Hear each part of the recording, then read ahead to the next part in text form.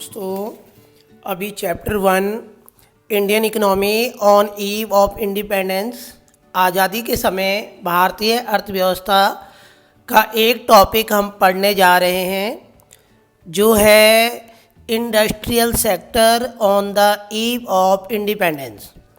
आज़ादी के समय औद्योगिक क्षेत्र।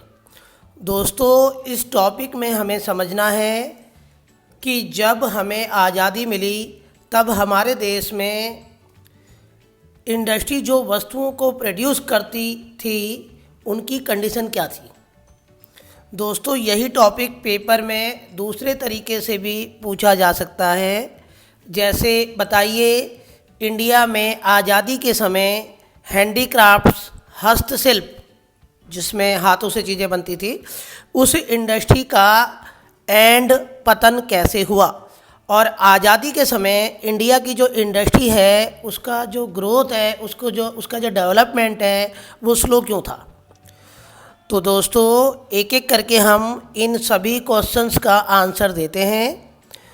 दोस्तों हैंडीक्राफ्ट इंडस्ट्री के एंड का पहला रीज़न था डिस्क्रिमिनेटरी टैरिफ पॉलिसी। टैरिफ होता है एक्सपोर्ट और इंपोर्ट पे लगने वाले टैक्स को हम टैरिफ कहते हैं।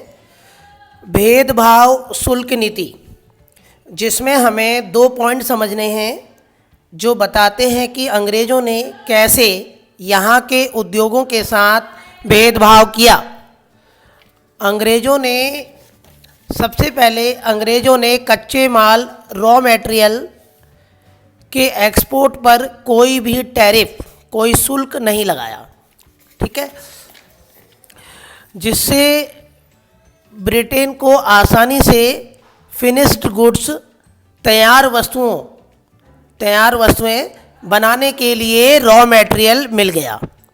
दूसरी ओर दोस्तों जो वस्तुएं भारत के लोग ब्रिटेन के उद्योगों इंडस्ट्री से खरीदते थे जिसे हम इंपोर्ट कहते हैं उस पर भी ब्रिटिश गवर्नमेंट ने कोई टैक्स नहीं लगाया, जिससे आसानी से ब्रिटिश के जो प्रोडक्ट हैं वो इंडिया में आने लगे। तो दोस्तों इस प्रकार सरकार के डिस्क्रिमिनेटरी टैरिफ पॉलिसी भेदभाव शुल्क नीति से भारत में हैंडीक्राफ्ट इंडस्ट्री का एंड होने लगा। दूसरा पॉइंट, भारत में हैंडीक्राफ्ट इंडस्ट्री के समाप्त होने का दूसरा कारण था राजाओं के शासन का अंत। दोस्तों ब्रिटिश गवर्नमेंट ने सबसे पहले इंडिया में राजाओं के शासन को समाप्त किया क्योंकि वे हैंडीक्राफ्ट इंडस्ट्री को प्रमोट करते थे और जो राजा थे वो हैंडीक्राफ्ट इंडस्ट्री को बचाते थे। तीसरा कारण था दोस्तों competition from machine made product, मशीनों से तैयार वस्तुओं के साथ प्रतियोगिता। दोस्तों हैंडीक्राफ्ट इंडस्ट्री ब्रिटेन में मशीनों से बने प्रोडक्ट के साथ कंपटीशन नहीं कर पाते थे क्योंकि ब्रिटेन के जो प्रोडक्ट हैं वो सस्ते होते थे क्योंकि उनको बनाने में कॉस्ट कम आती थी तथा वो अच्छी क्वालिटी के होते थे हमारे हैंडीक्राफ्ट इंडस्ट्री के प्रोडक्ट के कंपैरेटिवली। इसलिए अधिकतर इंडियन मशीनों से बने प्रोडक्ट ही खरीदते थे। दोस्तों चौथा कारण था वेस्टर्न स्टाइल, पश्चिमी संस्कृति। भारत में ज़्यादातर लोगों ने अंग्रेज़ों की लाइफ स्टाइल को एडॉप्ट कर लिया था जिससे ब्रिटेन में बनी वस्तुओं की मांग भारत में बढ़ने लगी। पांचवा पॉइंट था दोस्तों introduction of railways in India, Bharat में रेलवे का आगमन। रेलवे से ब्रिटेन प्रोडक्ट भारत के प्रत्येक कॉर्नर में आसानी से पहुंचने लगे और ब्रिटेन की जो मार्केट है उसका एक्सपेंशन होने लगा जिससे हैंडीक्राफ्ट इंडस्ट्री बिल्कुल ही ख़त्म हो गई थी।